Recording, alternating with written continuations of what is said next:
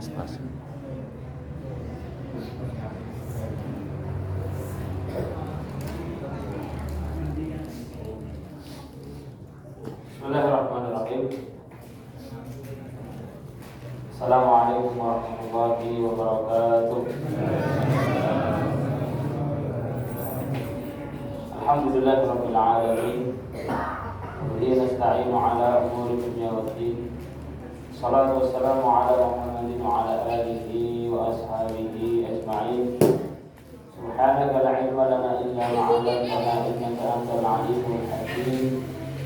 Allahumma anfa'na bima 'allamtana wa 'allimna ma yanfa'una ya rabbal alamin. Allahumma ati nafsi taqwaha wa zakkiha anta khairun man zakkaha anta waliyuha wa maulaha. Salam kepada Allah Subhanahu wa taala. Segala puji bagi Allah Subhanahu wa taala atas segala nikmat dan rahmat-Nya, hingga pada malam yang berkali ini kita dapat bermasuk kembali duduk di rumah Allah Subhanahu wa taala, melaksanakan ibadah yang Allah wajibkan kepada kita. Semoga Allah Subhanahu wa taala memberikan kepada kita keistiqomahan, Bapak Ibu. Karena kita lihat itu alhamdulillah tambah lama ditambah ramai dan bukti-bukti supaya istiqomah gitu. Maka kita bersumpah kepada Allah Subhanahu wa taala. Karena dikatakan di dalam sebuah kata-kata Arab itu al-istiqomatu khairun min alfi karamah. Istiqomah itu lebih mulia, lebih agung dari 1000 karamah. Jadi enten sing aslinya itu karamah. Kalau di para nabi itu namanya mukjizat. Nabi bisa merubah apa, membelah lautan, mengeluarkan air dari tangan beliau Nabi Muhammad. Itu mukjizat. Terus kemudian kalau seandainya itu di orang yang beriman, orang-orang yang dekat dengan Allah Subhanahu wa taala, masa ini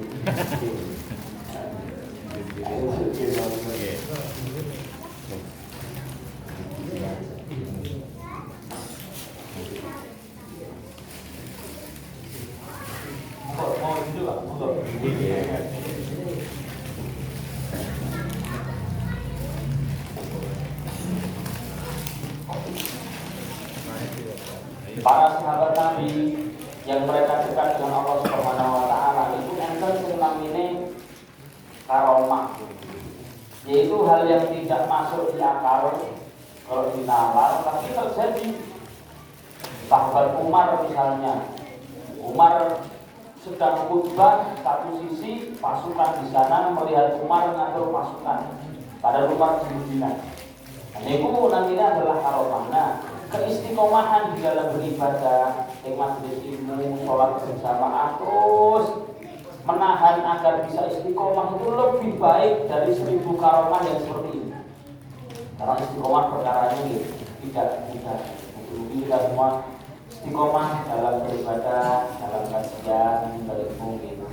Baik, bismillahirrahmanirrahim. Sekarang akan kita lanjutkan pembahasan kita masih di perkara zakat gitu. Kita perlu Bismillah. Yang kita bahas kali ini, karena kita sudah selesai dari beberapa bab zakat, adalah yang dikenal dengan mustahik. Orang-orang yang berhak menerima zakat. Jadi orang-orang tertentu yang ditentukan oleh Allah Subhanahu wa taala yang mereka itu berhak menerima zakat. Saking pentingnya perkaranya Bapak Ibu. Ada di Al-Qur'an Ibu 3 hal yang langsung Allah sendiri yang bagi. Karena biasanya di 3 hal ini itu terjadi ketidakbaikan. Pertama yang Allah langsung bagi secara rinci. Pertama Ibu, warisan. Karena biasanya warisan itu membuat masalah. Ini ribut, padahal ini antar saudara, gitu. Masya Allah. Makanya rinciannya langsung Allah sendiri yang bagi bagiannya, siapa yang dapat, siapa yang nggak dapat, siapa yang terkurangi gara-gara ada ini, rinci di dalam Al-Quran tentang perkara warisan ini. Saking pentingnya perkara ini. Yang kedua adalah masalah zakat. Kita kembalikan ke sini. Zakat ini rincian ayatnya turun di surat At-Taubah. Yang surat At-Taubah itu juga dikenal sebagai surat Fadhihah. Surat yang membuka kedok. Yaitu orang-orang yang ketika itu mencela Nabi Muhammad SAW, bahwasannya wa minhum man yalmizuka fi shadaqat. Wahai Muhammad, itu ada orang-orang yang menghina kamu terhadap perkara sedekah. Niki Nabi Pak, Masya Allah, dituduh mengambil harta zakat. Masya Allah ini. Nabi Muhammad itu dulu pernah dituduh, harta zakatnya diambil sama Muhammad. Padahal Rasulullah itu punya harta segunung, punya puluhan ratusan onta, itu bentuknya jibuan. Beliau pernah ketika itu dapat harta di belakang lembah ratusan onta. Ada seorang Arab Badui datang, namanya Arab Badui gitu. Boten kira-kira yang jalur Pak. Wahai Muhammad, atini min malillahi alladzi a'taq. Wahai Muhammad, berikan ke saya seluruh harta yang Allah berikan ke kamu. Boten nanggung nyuruh itu. Kata Muhammad, itu di belakang lembah ada ratusan onta, ambil semua. Masya Allah. Arab Badui ini pulang ke kampungnya dan mengatakan, saya bertemu Nabi, seorang Nabi yang tidak takut miskin, karena seluruh hartanya dikasih ke saya. Seperti itu, kok dituduh ngambil harta zakat? Diturunkanlah sama Allah surat At-Taubah ayat 60. Surat At-Taubah ayat 60 diturunkan untuk menepis tuduhan-tuduhan keji orang munafik bahwasanya Rasulullah mengambil harta zakat. Dirincikan siapa yang berhak mendapatkan zakat, plus turun syariat bahwasanya keluarga Muhammad haram memakan zakat. Jadi ada istilah mereka yang haram memakan zakat, yaitu adalah Ahlul Bait, keluarga Nabi Muhammad SAW dari keturunan Bani Hashim. Bani Hashim. Coba kita urutkan Pak. Ini Rasulullah. Ini sinten Pak? Muhammad bin Abdullah bin Abdul Muthalib bin Abdul Muthalib bin Hashim. Jadi kakek beliau ke dua gitu. Nabi Muhammad bin Abdullah bin Abdul Muthalib bin Hashim. Hashim punya beberapa anak. Salah satu anaknya Abdul Muthalib. Abdul Muthalib punya beberapa anak. Salah satu anaknya Abdullah. Salah satu anaknya adalah Nabi Muhammad SAW. Dari keturunan seluruh Bani Hashim ini, itulah yang disebut sebagai Ahlul Bait, yang tidak boleh haram memakan harta sedekah dan zakat. Ketetapannya wahai Muhammad, biar tertepis itu yang namanya fitnah, keluargamu, ahli baitmu haram memakan sedekah, tidak boleh, zakat tidak boleh. Jadi Nabi itu tidak pernah menerima sedekah. Sedekah dalam arti itu sedekah yang sunnah gitu. Saya punya harta ini, tak sedekahkan lah. Nah ditanya kalau dikasih itu, harta apa ini? Sedekah. Oh, saya tidak makan sedekah. Tapi kalau beliau tanya harta apa ini? Hadiah. Oke, saya makan hadiah. Kita nih gitu. Hadiah sama sedekah ini beda. Zakat, Nabi Muhammad dan keluarganya diharamkan bagi mereka untuk memakan harta zakat. Maka turunlah ketika itu surat At-Taubah ayat 60 menepis mereka itu fitnah orang-orang munafik bahwa Nabi makan harta zakat. Diharamkan zakat bagi keluarga Nabi dan dirincikan 8 orang yang nanti akan kita bahas yang berhak menerima zakat. Yang terakhir adalah tentang harta rampasan perang. Sehingga turun satu surat khusus judulnya surat Al-Anfal. Artinya adalah tentang harta rampasan perang. Ini 3 ini Allah langsung bagi di Al-Quran tentang rinciannya. Kita akan fokus yang kedua, yaitu adalah di surat At-Taubah ayat 60 tentang mereka-mereka yang berhak menerima zakat.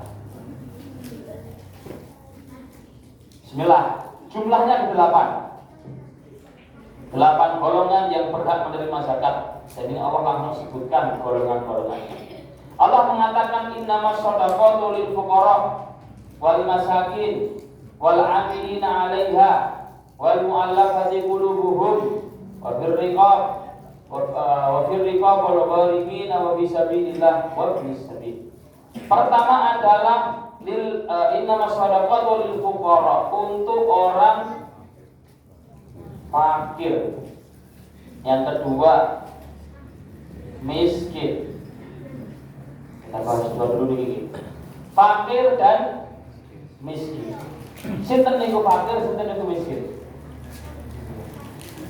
Ulama mendefinisikan siapa itu fakir dan siapa itu miskin. Fakir ini adalah orang yang tidak punya pemasukan sama sekali. Jadi tidak ada pemasukan harian ataupun bulanan yang masuk ke dia, sehingga otomatis dia tidak bisa mencukupi kehidupannya. Itu adalah definisi fakir. Seperti mereka dahulu para sahabat yang tinggal di masjid Nabi Muhammad SAW, tidak kerja, tidak apa, memang orang jauh, tinggal di masjid belakang, makannya dari jamaah yang tinggi, dibagi sama Nabi. Hari ini kamu. Oke, kita lagi lagi. Muter kamu nih, jatah snack ini. Ini dari zaman Nabi enter. Nabi membagi jatah sahabat yang nanti ngasih makan ke orang-orang yang tinggal di masjid, disebut sebagai ahli sufah yang tinggal di masjid Nabi SAW. Meniki orang fakir yang tidak punya pemasukan sama sekali, otomatis kalau nggak punya pemasukan, maka dia tidak bisa mencukupi kehidupan. Orang miskin punya pemasukannya ada, tapi tidak cukup, tidak mencukupi kebutuhannya. Per bulan gajinya 10 juta.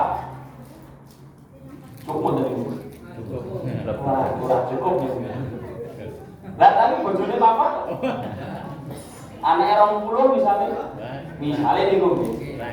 Mboten cukup to nggih? Mboten cukup. Pemasukannya ada, tapi pemasukan yang ada tidak mencukupi kebutuhan kehidupannya. Itu disebut sebagai miskin. Ini yang fakir, ini yang miskin. Dua-duanya ini dari bawah Pak nggih, jikalau memang juga tidak punya tabungan. Nah, tabungannya ke atas nggih. Sami mawon, itu masih dianggap cukup. Memang pemasukannya nggak ada, tapi rekeningnya banyak. Katanya lagi tidak bisa bekerja, tapi di tabungannya nggih.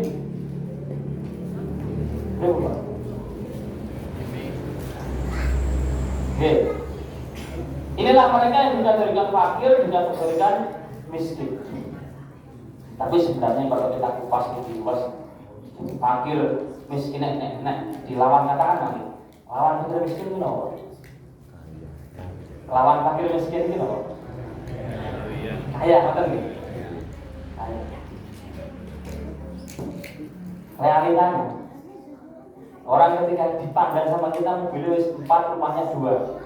Sadar itu saya kata, aku harus sugih kok. Gitu. Nabi mengatakan bahwasannya lawan dari ini sebenarnya adalah orang yang merasa tidak cukup. Di surat Asy-Syu'ara itu Allah mengatakan wa huwallazi aghna wa aqna, dan Allah lah yang terkadang mengkayakan dan juga terkadang mencukupkan. Meletakkan di hati kita itu adalah wis alhamdulillah, aku ini wis cukup, aku ini wis nyaman alhamdulillah. Sehingga kalau seandainya pemasukan ke kita nggak beras, maka ampun pengen sing nego. Keinginan yang terus yang tidak ada hentinya membuat kita selalu merasa tidak cukup. Makanya Nabi mengatakan innal ghina ghinan nafsi, kaya itu adalah ghina an nafsi, kaya itu adalah kaya jiwa yang kita sebut sebagai qanaah. Bahasa kita trimo ing wis aku ngene wis alhamdulillah, karena ya sudah jatah dari Allah segitu, dia sudah berusaha alhamdulillah. Pripun alhamdulillah, pripun alhamdulillah. Ini sejatinya orang yang kaya, yang terus merasa cukup meskipun secara kategori fikih dia termasuk ke fakir ataupun miskin. Dia menerima zakat tapi artinya alhamdulillah aku ini ramai piye-piye. Wah, itu Masya Allah, orang terkaya sedunia ini. Ngopi sekali merokok ramai ngono gitu. Oh, Masya Allah. Itu fakir dan juga miskin. Maka kita lihat mereka yang tidak punya pemasukan secara harian ataupun bulanan, dan juga punya pemasukan tapi tidak cukup dan tidak punya tabungan, maka termasuk dalam kategori fakir dan juga miskin. Dua ini di masyarakat kita itu lebih diutamakan, dikedepankan, baik di zakatnya zakat yang wajib, zakat yang kita bahas dari mulai zakat emas sampai kemarin zakat pertanian, ataupun zakatnya yang zakat fitri, zakat Ramadan ini, beras ini, dialokasikannya ke mereka yang fakir dan ke mereka yang miskin. Masalah terkadang zakat salah alamat, atau terkadang yang dikasih tidak merasa kalau dia itu fakir ataupun miskin. Kalau seandainya kita yang diberi zakat, saya misalnya Pak, kasih zakat semua orang, Ustaz, ini ada beras. Saya tanya, beras apa ini? Zakat. Saya akan terima Pak. Saya terima. Kalau saya bilang, wah kurang kira, wah itu yang ngambil kira-kira, wah sakit hati, saya akan terima. Saya akan mandang diri saya dengan ilmu. Saya nggak termasuk fakir, saya punya pemasukan. Saya nggak termasuk miskin, alhamdulillah. Pemasukan yang saya dapat cukup, maka zakat ini akan saya kasih berikan ke mereka yang lebih berat, membutuhkan. Pandangan saya akan lihat, oh ini nggak punya pekerjaan ini, saya akan kasih. Seperti itu.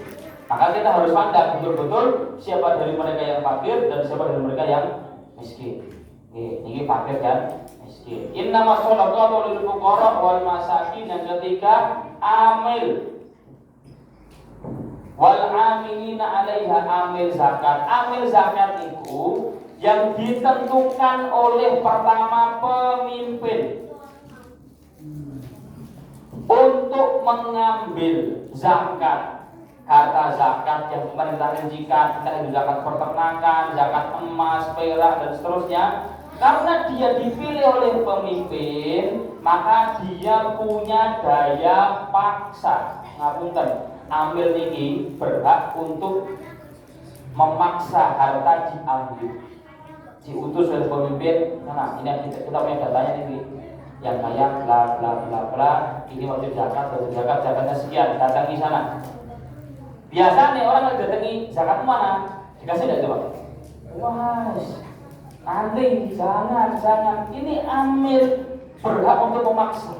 Kalau memaksa kira-kira potensi untuk cekcok kan di kadang dulu minimal di pagi. Dari itu maka dia berhak untuk menerima harta dari zakat yang wajib. Amil niki bukan panitia zakat fitrah nih dulu di masjid, terus kemudian duduk, gitu, kalian ngegirim dan lain sebagainya, terima zakat, nanti dapat zakat beras. Enggak, sangat beda yang namanya amil dan juga panitia zakat. Bukan berarti panitia zakat nggak boleh pakai panitia zakat ya. Angsal-angsal mawon boleh baik, tapi itu akadnya dan pekerjaannya pekerjaan sosial ibadah. Ampun mengharap kalau diberi. Kalau tapi ini bikin. Kalau seandainya panitia zakat di rumah ini, lari-lari ini, anak-anak yang masih muda ini, gitu, yuk kita yang tua, ayo kurunan yuk, kejaksaan itu geser ke masjid, tertarik dengan masjid, dari panitia, nanti dia dikasih uang boleh nggak? Ya boleh, uang isi yuk kita ini, nek boleh kasih masjid, mungkin panitia kasih amplop 10.000 misalnya ini mungkin sebagai bentuk apresiasi kamu pernah di masjid, nunggu masjid, nyatat mereka yang zakat. Tapi jangan dikasih dari beras zakat. Nanti bisa salah alokasi. Kalau salah alokasi masalahnya zakatnya buatan sah. Zakatnya tidak sah.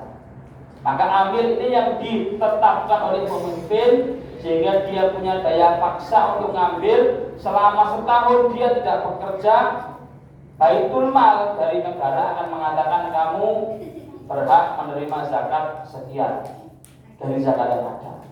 Innamal fuqara innamasyaradul fuqara wal masakin wal amilina wal mu'allafati qulubuhum.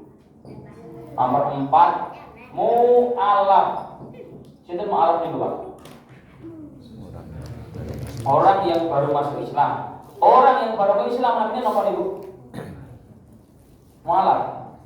Orang yang baru masuk Islam namanya Muslim. Gimana?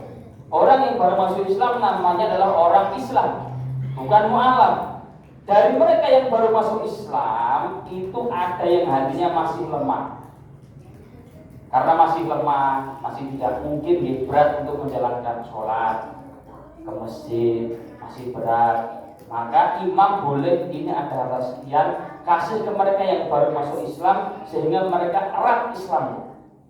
Nyata-nyatanya realitanya para mu'alaf sekarang karena masuk Islam dengan ilmu, dengan pengetahuan, dia Islamnya lebih kuat daripada Islam baru dari lahir. Malah kita yang Islam dari lahir itu kalau dikasih duit baru mau ke masjid, kasih duit baru mau semangat, ayo panitia, mana duitnya siap, gitu. Kalau nggak berat, maka mu'alaf ini adalah mereka di zaman dulu yang baru masuk Islam dan hatinya perlu dikuatkan, perlu disatukan. Mu'alaf ini adalah yang disatukan, Apa nih hatinya untuk Islam? Dipraktekkan oleh Rasulullah SAW setelah perang Hunain, dapat harta yang banyak yang perlu dibagi. Rasulullah SAW memberikan seluruh harta itu ke mereka yang baru masuk Islam di Fathu Mekah tahun 8 Hijriah. Padahal banyak 6.000 Pak.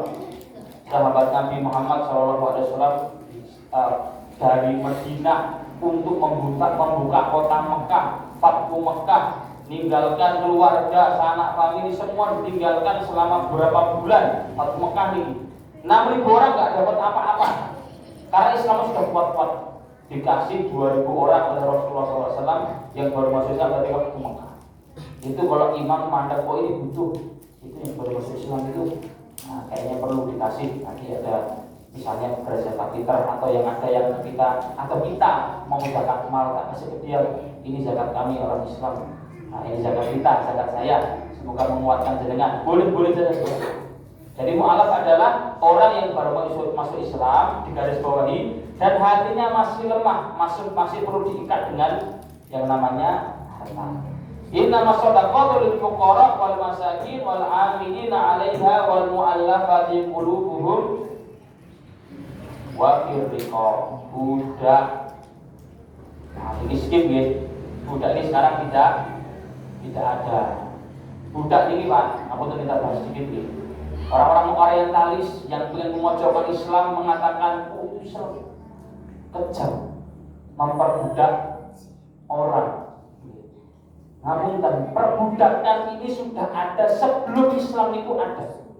Sebelum Nabi Muhammad diangkat menjadi nabi, perbudakan itu sudah ada. Dan cara memperbudaknya lebih sadis, kejam, hina daripada budak yang berislam. Budak ini tujuannya adalah untuk merangkul orang agar mau masuk ke Islam ketika dia dalam keadaan non muslim. Jadi kalau ada ketika Nabi Muhammad memerangi suatu kaum misalnya pengen memerangi negara A misalnya, dulu misalnya Nabi memerangi Khaybar, orang-orang Yahudi. Sebelum diperangi Nabi ngajak, ayo Islam, ayo masuk Islam. Nggak mau, oke, kalau nggak mau masuk Islam, bayar yang namanya jizyah setahun sekali kok. Setahun sekali yang mampu 5 juta saja setahun. Oke, nggak mau, kalau nggak mau, maka saya akan merangi kalian. Dan di Islam haram yang namanya membunuh wanita dan anak kecil. Nah, wanita dan anak kecil ini masuk di kategori yang namanya budak ketika mereka tertangkap. Itu pun di Islam Nabi sangat menekankan kalian yang punya budak falyu'akilhu mimma ya'kul, kasih makan budakmu dengan apa yang kamu makan. Jangan bedakan. Makanmu sama makan budakmu sama. Wal yulbishu mimma yalbas, kasih pakaian sama dengan pakaianmu. Jadi tetap yang namanya memuliakan budak itu enten di Islam. Dan kalau kita rincikan syariat Islam itu berbagai macam. Kalau orang pengen tobat itu caranya dengan memerdekakan budak. Habis kita skip ya, ini tidak ada kita. Budak. Wal mu'allafati qulubum wa fir riqab wal gharimi. Orang yang punya hutang, alhamdulillah saya gak ada hutang nih, berarti boleh dapat zakat. Enten syaratnya nih Pak. Orang yang punya hutang memiliki syarat kapan dia itu boleh menerima zakat. Pertama, hutangnya untuk kebutuhan pokok. Betul-betul kalau udah hutang itu nggak makan.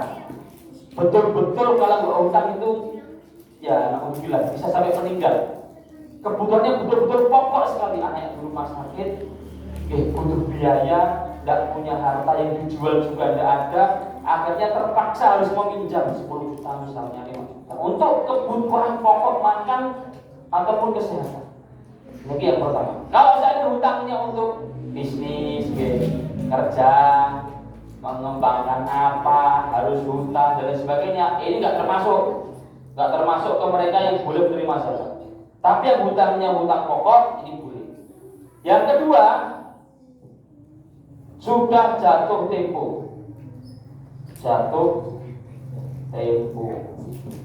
Disuruh bayar tanggal 20 Agustus. Jatuh temponya, pinjam ketika untuk pokok sudah harus dibayar, kok belum punya uang, dan ketika itu kita punya harta zakat, kita boleh kasih ke dia. Ya, ini untuk melunasi hutangmu, sekedar melunasi hutang dan selesai. Karena memang hutang di Islam itu perkorone rada bahaya Pak. Kenapa kalau di sini sampai diperbolehkan untuk dikasih harta zakat? Karena hutang bisa menahan kita masuk surga. Masya Allah. Ketika orang meninggal dalam keadaan syahid, itu keadaan yang paling mulia, dia meninggal. Pas mau masuk surga, disuruh berhenti. Karena dia punya hutang, mundur sebelum suatu sik, hutangmu belum lunas. Dan kalau hutang itu kita mau istighfar sampai nangis, tahajud sampai nangis, nek boten dibayar nggih boten kelar niku. Karena itu kaitannya antara manusia dan manusia, bukan antara manusia dan Allah Subhanahu wa taala. Kalau Allah nggih Maha Pemurah, Maha Penyayang. Masalahnya manusia boten Maha Pemurah, Maha Penyayang nggih. Tetap akan dikasih. Niki hutang. Maka kita disuruh sama Nabi Muhammad itu untuk meminta perlindungan. Nabi itu selalu berdoa setiap kali di akhir tasyahud sebelum salam itu, Allahumma inni a'udzubika min adzabil qabr, ya Allah lindungi dari azab kuburan. Amin. Wa min adab azabin nari jahannam, dari azab neraka jahannam. Wa min fitnatil mahya wal mamat, dari fitnah kematian, fitnah kehidupan. Wa min fitnatil masih dajjal, dari fitnah dajjal. Wa min al-ma'tham wal makrum, dan minta perlindungan dari mudahnya terjerumus kita ke tempat-tempat yang tidak baik. Terkadang orang baik, tempatnya tidak baik, lama-lama katut ngikut. Yang terakhir makrum, dan minta perlindungan dari mudah utang. Dan kadang utang itu mau dari style yang berutang bukan yang gue ini. Dan itu hati-hati 1000, 2000 kalau saya Pak bentuk kehati-hatian saya. Kalau saya 1000, 2000 saya enggak, lafalnya enggak ngutang, aku nyelesain enggak, aku jaluk ya, saya seperti itu ya. 1000, 2000 aku minta loh ya, enggak ngutang loh ya. Ya wis, kalau dia bilang dia ya wis, meskipun terpaksa Pak ya kan, dia sudah mengiyakan.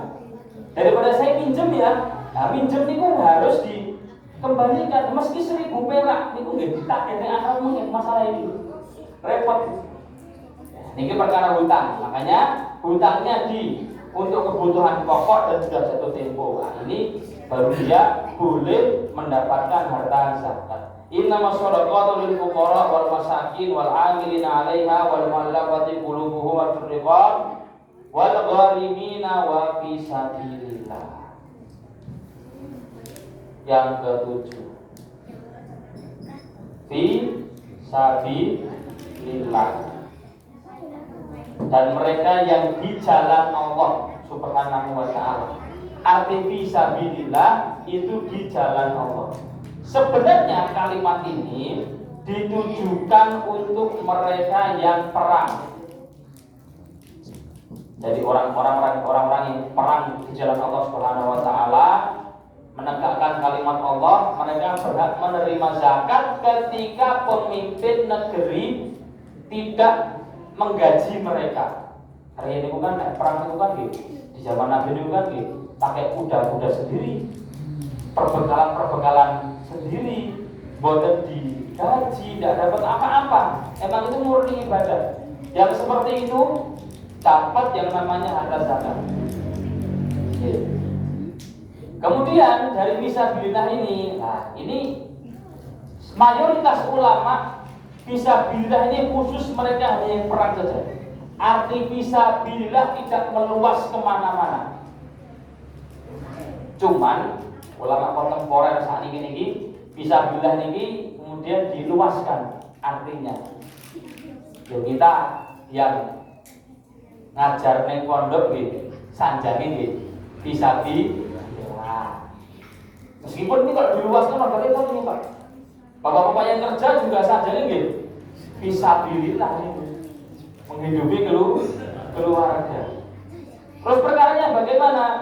Untuk bentuk kehati-hatian bahwasanya fisabilillah ini tetap diartikan sebagai perang. Karena ini pendapat mayoritas ulama. Sebagian mengatakan fisabilillah ini adalah seluruh jalan kebaikan, jalur baik yang manfaatnya meluas. Ini garis bawah ini lagi. Yang manfaatnya tidak untuk seperorangan, tapi manfaatnya meluas. Seperti misalnya di pondok, misalnya yayasan yatim piatu yang manfaatnya untuk banyak orang. Itu sebagian ulama sekarang mengartikan fisabilillah itu adalah yang seperti ini. Ini kalau ditanya, saya zakat ke pondok pripun? Saya akan jawab, boleh.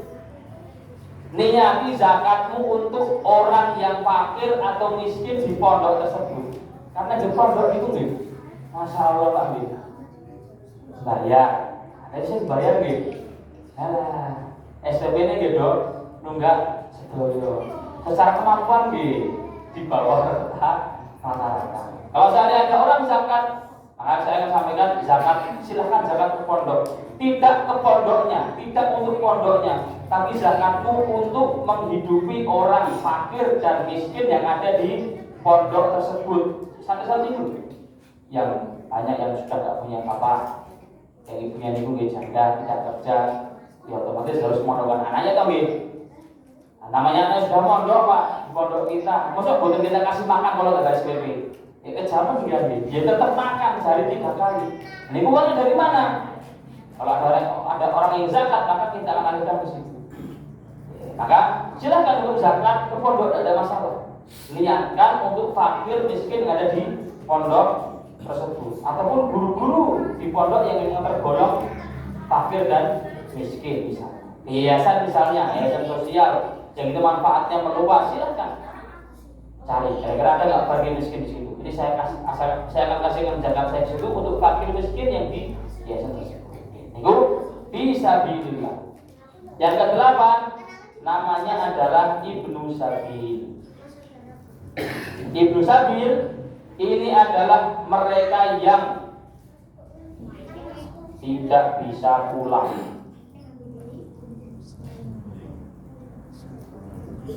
Kalian itu kan buat nanti istilah tiket PP gitu. Safar gitu, perjalanan gitu, petok dari Madinah misalnya dia mau ke Mesir, gitu, bismillah ada harta untuk petok. Nanti sampai sana naik onta sebulan di Mesir gitu, nyari penghasilan yang cukup untuk dia balik lagi ke tempat asalnya. Banyak dari orang itu ketika sudah sampai ke tempat tujuan kerja lama tidak bisa balik lagi. Nah, maka Islam mandang itu dia kasihan di sini lama, sedangkan istri anaknya di sana butuh melihat dia. Apalagi dulu buat nonton itu Pak, buat nonton HP. Sampai ada istilah seperti ini Pak, dibutuhkan itu. Istilah namanya al-mafqud. Al-mafqud itu orang hilang. Hukum orang hilang di Islam. Hukumnya adalah di istrinya, dibunuh misalnya. Riyen Bu ngene iki. Dipamiti bapake ajeng berdagang teng Arab mriko, sing mriki. Dipamit dagang ke Arab perjalanan lama. 5 tahun kok enggak balik. Ibunya kan bertanya, "Boleh enggak saya nikah lagi?" Kan ngoten gitu. Karena enggak ada yang nafkahi ibu ini. Nah, sampai dihukumi seperti itu. Kalau dia sudah lebih dari, kalau dibikin 2 tahun itu sudah tidak ada kabar lagi, maka sang ibu si perempuan boleh tinggal lagi. Tapi nanti nek terus balik setelah itu, ini sih repot. Geger. Lu salah tak kabar-kabar loh. Belum saya ngabari dia nanti pun. Nah, maka jika seperti itu, ketika balik dia masih harus dikembalikan ke suaminya pertama lagi. Suami kedua bagaimana? Iya, belum rezekinya ya Pak. Dipisahkan. Dulu seperti itu banyak. Karena mereka harus safarnya itu lama, jauh, baliknya juga belum tentu kapan. Oke. Itu namanya adalah Ibnu Sabil. Dia yang tidak bisa pulang karena perjalanan itu boleh dari harta zakat dikasihkan ke dia sekedar untuk beli tiket pulang ya sekarang ini. Sekedar untuk beli tiket pulang, dan saya lihat ini dipraktekkan di Masjid Jogokaryan di Jogja ini. Oke, kalau ada kan di sana nih pun saya lihat ada tempat tinggalnya nih. Masjidnya itu kalian begini. Rapi sampah gitu, maksudnya gede betul gede banget, sederhana betul. Tapi pengelolaannya sangat bagus sekali. Ada penginapan seperti itu. Kalau seandainya ada orang yang tidak bisa pulang, karena kotanya banyak mahasiswa dari luar kota sana, Medan. Nah ini kok pinter, ke mereka nggak ngasih duit, tapi langsung dibelikan bentuknya tiket ke Medannya, tiketmu pulang mau sana. Ini boleh diberikan ke Ibnu Sabil namanya. Kalau ini kita seperti itu bisa gitu, baik-baik saja nih Pak. Yang memiliki dia mampir buat truk, buat ada konsultan gitu. Itu bagian apa? Sholat. Yang ini Pak, zakat yang sholat. Padahal dalamnya memiliki gitu. Oke. 8-8-nya ini 1, 2, 3, 4 sampai 8 itu harus dan disyaratkan ngapunten ini wajib Islam. Tidak ada istilah yang namanya zakat diberikan ke non muslim. Loh, kok pelit Islam? Kok pelit sekali? Kok membatas sekali? Enggak, ini masalah ibadah. Zakat itu ibadah, wajib, ada aturannya, ada rinciannya. Terus apakah kita nggak boleh ngasih ke non-muslim? Sangat boleh sekali. Tapi jangan harta zakat wajib. Kita mau ngasih ke non-muslim boleh, sedekah, memang sedekah itu. Ketika itu istrinya Rasulullah SAW ada yang ibunya masih non-muslim. Bilang kepada Rasulullah, boleh nggak saya nyambung silaturahmi ke ibuku? Boleh. Silakan kamu sambung silaturahmi, silakan kamu berikan sesuatu. Rasulullah pernah dihadiahi yang namanya kain sutra, Pak. Baju sutra untuk dipakai. Kan kalau laki-laki boleh nggak pakai sutra? Boleh nggak? Tidak boleh, Pak. Kalau ada yang penting batik ladan itu nyari batik. Lihat-lihat batik sutra kok hitung-hitung, masya Allah. Batik sutra hitung-hitung. Tetap tanya, Mbak kok mahal betul Mbak? Sutra Pak. Oh, sutra makanya mahal. Wes haram, larang lagi. Dosa nek dino, masya Allah. Itu tidak boleh. Tapi Rasul dihadiahi. Setelah dihadiahi mengatakan yang makan ini adalah orang yang tidak punya akhlak di dunia. Hadis riwayat Bukhari. Orang yang memakai sutra adalah orang yang tidak memiliki akhlak di dunia. Dikasih ke Umar, nyomar buku. Umar dia protes, wahai Rasulullah, tapi kalau engkau dikasih hadiah, kamu bilang seperti itu, masuk kasih ke saya. Jangan beribun, ya harus ngarangin, ya kayak aku. Umar bilang seperti itu. Terus kata Rasulullah SAW, saya ngasih kamu tidak untuk kamu pakai. Jadi pertanyaannya Pak, kita beli sutra boleh atau tidak? Boleh, mang tumbas, ibu boleh nggak pakai sutra? Halal, boleh, perempuan. Kalau laki-laki tidak boleh. Kata Rasulullah, saya ngasih kamu tidak untuk kamu pakai haram. Saya ngasih kamu silakan hadiahkan ke saudaramu yang belum Islam. Sama Umar diberikan ke saudara yang belum Islam di Mekah sana. Jadi sangat boleh di Islam untuk memberi hadiah ke orang yang belum Islam. Tujuannya satu saja, agar mereka mau memeluk Islam dengan tujuan dakwah. Tidak sekedar dengan lisan, tapi dengan harta. Maka di seluruh harta zakat ini yang kita akan berikan ke mereka ini, baik niku zakat mal yang kita rincikan kemarin itu Pak, ataupun zakat fitrah beras niku, itu harus diberikan ke salah satu dari kedelapan ini dan dia wajib muslim. Kalau non muslim ini ngapunten, memang belum jatahnya. Kalau seandainya harus diberikan harta sedekah yang sedekah sunnah, tidak ada masalah. Ini syarat pertama. Syarat kedua tadi yang kita bahas, dia tidak boleh termasuk dari keturunan ahli bait Bani Hasyim. Dosa itu namanya Bani Hasyim itu. Dia enter.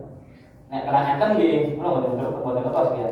Dia yang kalau secara nasab ditarik termasuk keturunannya baik itu Hasan cucunya Nabi ataupun Husain. Secara darah itu silsilahnya jelas, baku dan sebagainya sampai ke Hasan atau Husain, maka itu disebut sebagai Bani Hasyim, haram makan sedekah. Tapi meskipun demikian, mau kita keturunan siapa Pak, tidak akan menyelamatkan kita di hadapan Allah Subhanahu wa Ta'ala. Mau bapakmu Nabi toh, tidak akan menyelamatkan kita di hadapan Allah Subhanahu wa Ta'ala. Pernah kita terjadi polemik seperti ini di masa Nabi SAW. Setelah 3 tahun Nabi dakwah secara diam-diam, turun firman Allah Subhanahu wa Ta'ala, wa anzir ashiratakal aqrabin, wahai Muhammad, berilah peringatan ke orang-orang terdekatmu keluarga. Kumpulkan semua Bani Hasyim itu.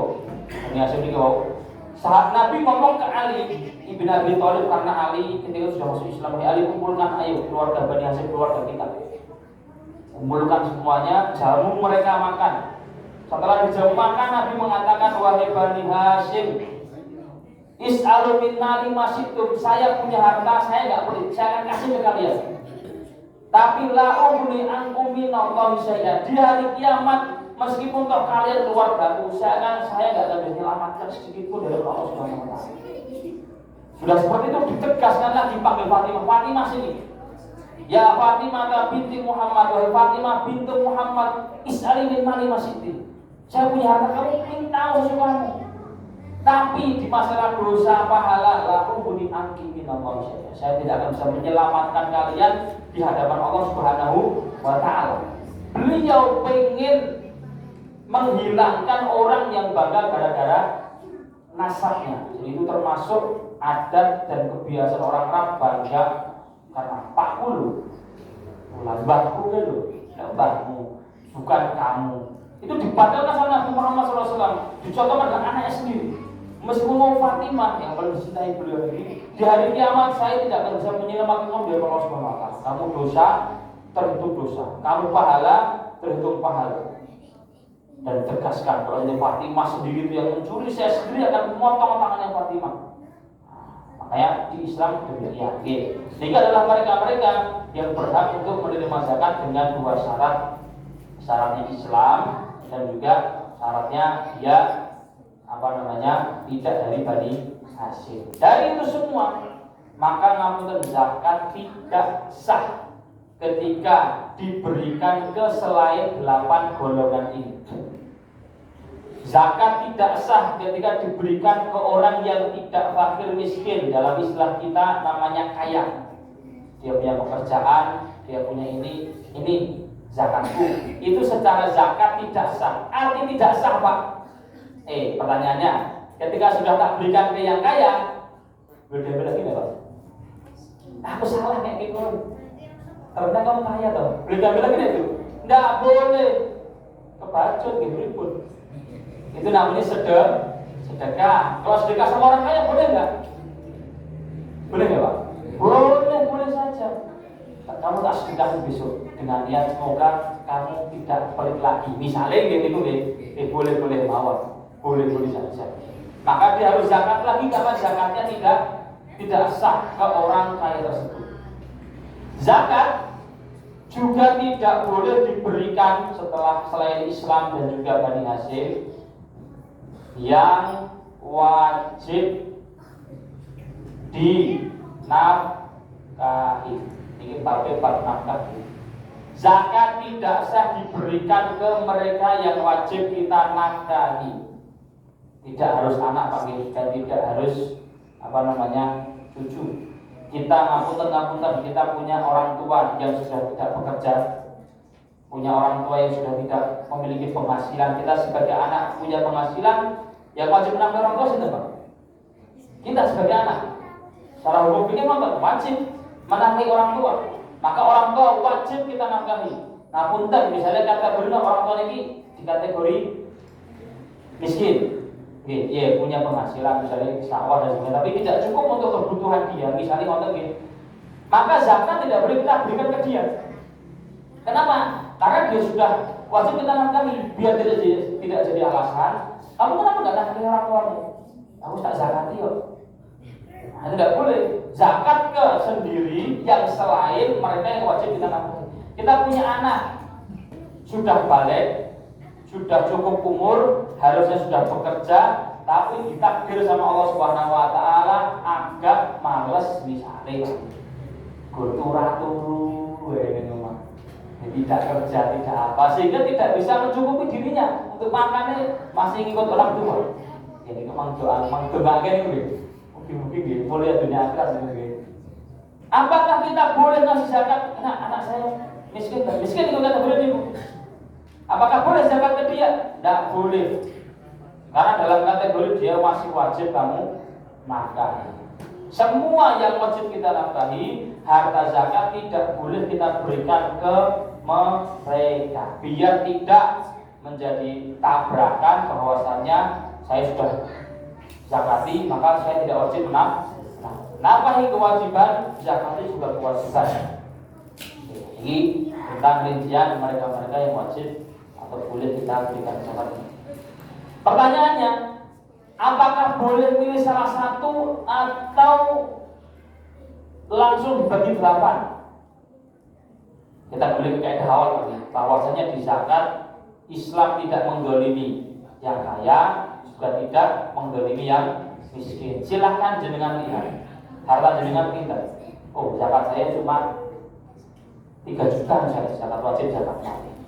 3 juta yang dibagi 8 kira-kira berapa itu? dapat dibagi 8 golongan, per golongan ada 5 orang misalnya. Ini satu orang dapat kita juga 100.000 kurang gitu. Ya Allah kasih kok 80.000 gitu ya, betul patut ini zakat saya 80.000. Maka Islam tidak mematokkan harus terbagi rata. Silahkan kamu pandang mana yang paling membutuhkan, entah itu si fakir, si fulan, atau si miskin, si fulan, atau yang punya hutang si fulan, sedangkan dia orang yang baik, butuh, taat beragama, silahkan kasih di situ. Seperorangan nggak ada masalah, yang itu pantas dia dapat. Di hukum fikih yang penting maksimalnya per orang itu 1 nisab. Niki maksimal per orang 1 nisab, tidak boleh diberi lebih dari 1 nisab. 1 nisab itu nih Pak, ini kok. 1 nisab itu. Boleh rian itu gitu. 1 nisab itu nih, itu juta lagi. 85 gram. Gak boleh pakai gram. Yang dirubahnya itu nih kita. Ya 100 puluhan juta betul lagi 110 juta. Misalkan kita orang kaya, masya Allah, triliunan hartanya, sehingga zakat setahun ini 1 miliar, 1 M. Lihat ternyata ini. Maka 1 miliar ini tidak boleh diberikan ke 1 orang. Kamu kalau ingin beri ke 1 orang, maksimal per orang itu dapat ini 1 nisab 110 juta. Perkara dia dapat dari online sekian itu perkara dia. Tapi per orang diberikan maksimal adalah satu nih nisab. Demikian mungkin kalau ada yang perlu dipertanyakan Bapak dengan itu jelas lagi Pak.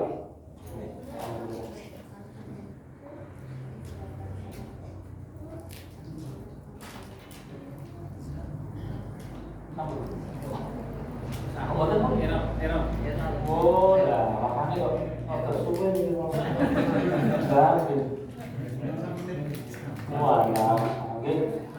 Demikian semoga dapat memberikan manfaat dan semoga kita diberi kemudahan Allah Subhanahu wa taala untuk menjalankan ibadah kita ini. Monggo mati gimana? Alhamdulillah.